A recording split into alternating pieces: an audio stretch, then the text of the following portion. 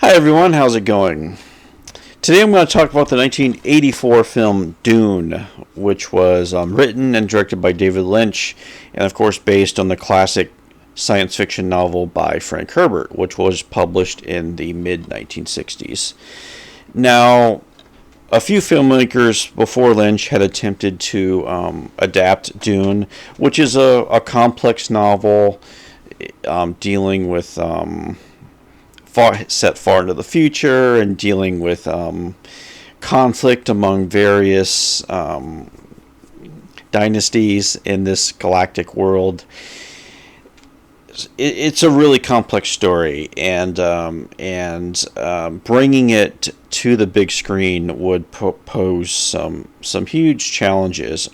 Famously, Jodorowsky, the Chilean filmmaker who was known for his surreal films, actually got into pre-production on Dune. There's a whole great, fantastic documentary on that called Jodorowsky's Dune, and it's about all the people he gathered together to from the production design, from the cast to the special effects.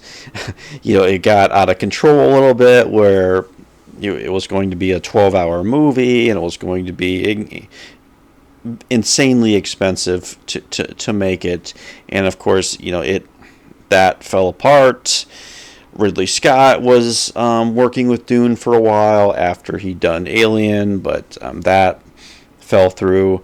And then it fell to David Lynch. And David Lynch was sort of well known, definitely well known to cinephiles by 1984. He had made Eraserhead, which came out in 1977, one of the classic, instant cult classic, midnight movie classic, just a surreal masterpiece that was embraced immediately when it came out by the film communities anyway. And from there, Lynch did The Elephant Man. He was hired by Mel Brooks, who produced Elephant Man, and which is another really striking period piece and impressively directed. And from there, Lynch moved on to adapting Dune. Lynch, you can find interviews where Lynch talks about he read the novel and fell in love with the book and was really excited to write the script and do the movie. It will be produced by Dino De Laurentiis. The movie was filmed in Mexico City, and the whole process was difficult. Lynch spent 3.5 years, he said, working on adapting Dune. And of course, when the film finally did come out at the end of 1984, it was not received well at all. Famously, Siskel and Ebert basically goofed on the movie when they reviewed it on their TV show. Box office wise, it didn't do well. The studio took it away from David Lynch and did their own edits of Dune. And you can hear an interview Lynch gave around the time it came out with Frank Herbert, and he sounded really excited about Dune, but probably once the studio meddled with it, Lynch was so upset by that, it became a project he really didn't want to talk about for the rest of his career.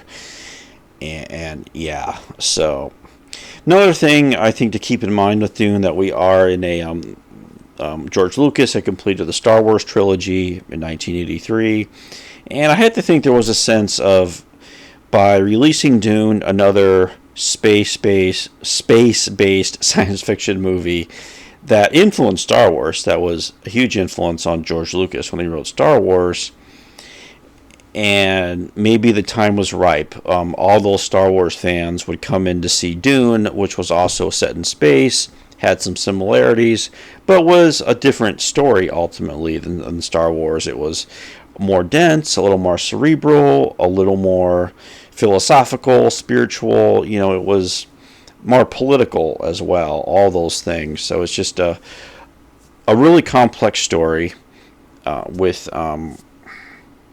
a lot of characters, and a lot of rules in this universe as well that would really pose challenges to filmmakers to make this world relatable to audiences. Star Wars starts out with the crawl, right? 3 simple paragraphs that set up the story, get the audience up to date, and boom, then you're into the adventure, right?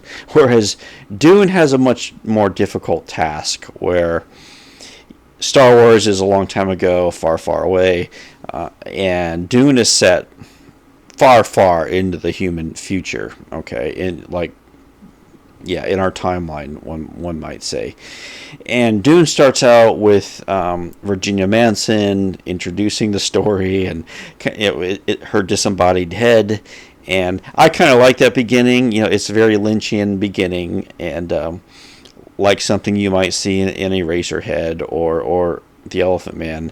But, she's talking about spice, and the spice must flow, and talking about different dynasties and power struggles. So it was an interesting way to start out the film. And I almost think that if you had read the book prior to seeing the movie, I would have to think those folks got a lot more out of the movie. Whereas if you went into Dune blind, not knowing nothing about it before you saw it, you would have the Siskel and Ebert reaction, which is like, what am I watching? What are they even talking about? What's even happening in the story? So that could account for some of the more negative reactions Dune received. Those who are familiar with it and those who were not. It was also, well, I'll get into some other things later, but clearly Lynch was very much invested in this. He spent a lot of time, 3.5 years, making the film, and so there was a lot of anticipation for Dune when it came out. I think another thing is, were audiences ready for it? Clearly the sci-fi community, people who had read the book, were ready for it, but could this translate to mainstream audiences in 1984? And clearly the answer was no.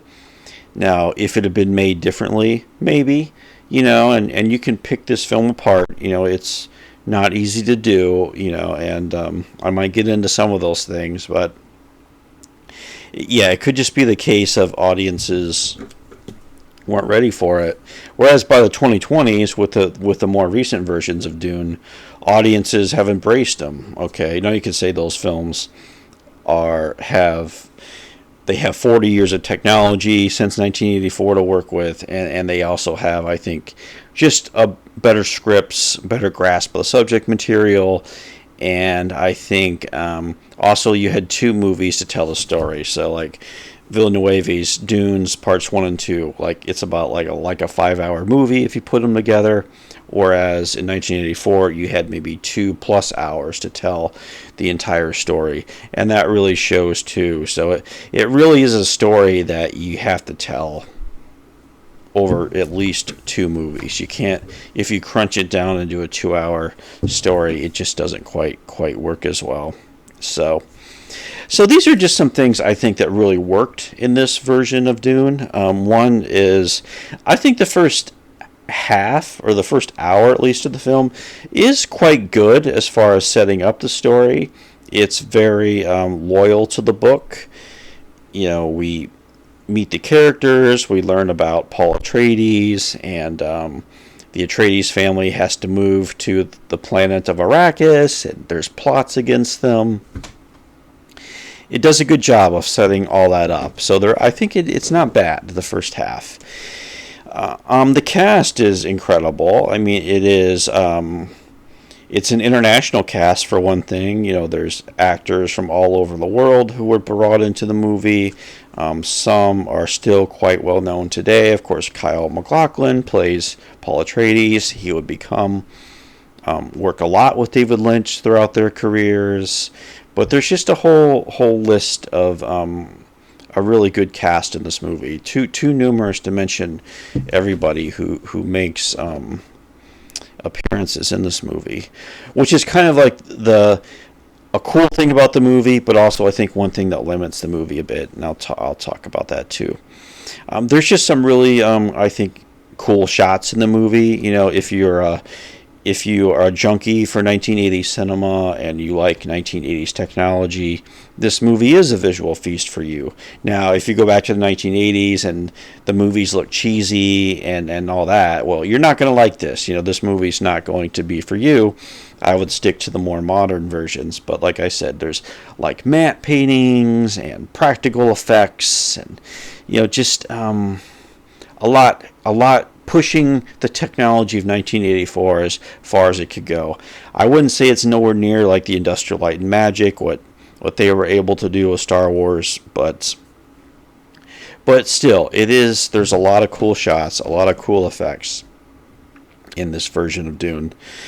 The score is really good by Toto, the rock band. A great main theme, and there is, you know, I think a really it's very 1984, but I do like the score of this movie. Like I said, if 80s music isn't your thing, you probably think the music would be really cheesy, but you know, it is what it is. And I think this 1984 version of Dune had a lot of influence on the 2020 films made in the 2020s. I think from the production design, which was very ambitious and impressive. I think a lot of the costumes were there.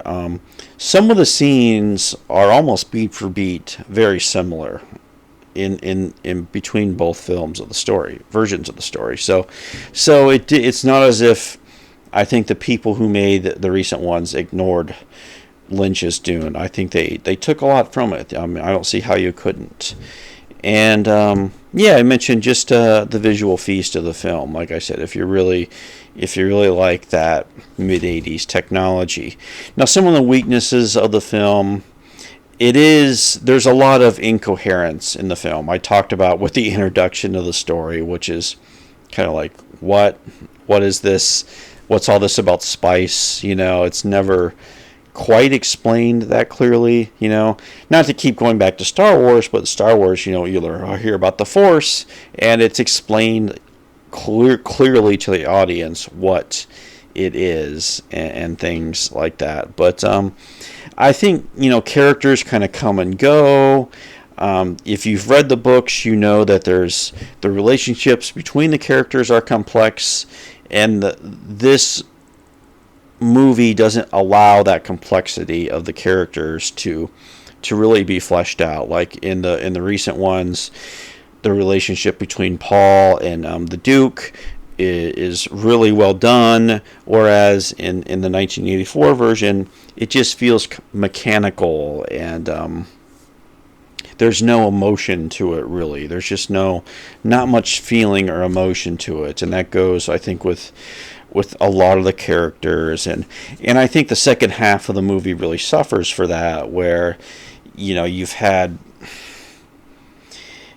the first half, the fall of the Atreides, but then after that, the story, it's almost as if the fast forward button was hit, and we have a lot of montage, and we have, you know, like, who are all these new characters, and what's going on? It's as if it's moving a little bit too fast. You know, we're not really given time to process what's happened, right?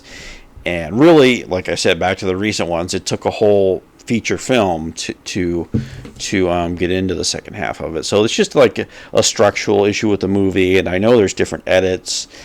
I'm sure there's tons of fan edits of Dune, of this 1984 incarnation of Dune, but the theatrical cut does have some, from a narrative standpoint, it gets a little wobbly at times. And I think there's also just some cruelty in the movie. Some scenes that are just kind of gross, like would be in an R-rated horror film. I think with the villain, the Duke, Harkonnen, there's a scene where a really weird, disturbing scene, which is sort of taken from the book, where we see his he has health issues, and he's just kind of a overall disgusting person, and the scene just really revels in that. Like I said, I can see some really liking that, but for a movie marketed towards kids, it is a strange choice. But that was, I mean, this is your Temple of Doom, so there's a lot of movies being marketed to kids that were maybe not maybe that they should have thought twice about that. Yeah, and I think just a lack of drama throughout the film. Like, it's great to look at it at times. The aesthetics is great, but there's just not much feeling to it. I mean, there's just it doesn't have a beating heart. And it's so serious at times, and yeah, so there's no emotion in it, and yeah. And I think just the problems of bringing such a complex book to making it into a movie, like there's a lot of narration and a lot of need to have to explain things all the time, and that's a really tough thing to do. And like I said, this is almost an experimental film in some ways, as far as how they were trying to, give this complex information to the audience. And like I said, it could be very confusing at times. And yeah. So those are, I think, the main issues with the film. Like I said, I find it an interesting one to go back and rewatch. Like I said, I think if you've read the book, the film will be somewhat more of an enriching experience. Like I said, if you don't like 1980s films, or you might want to stay away from this one. It's just a matter of personal taste, I suppose. And yeah. So there's a lot to it, and I think one that it's more of like a curiosity from 1984, and people trying to tell a story that it just needed more time, I think, for audiences to be ready for it, and for technology to advance far enough to be able to tell it in a really coherent and entertaining way. So yeah. Really interesting movie. Not a great movie, but like I said, one that's worth checking out. Definitely if you're interested in the novel.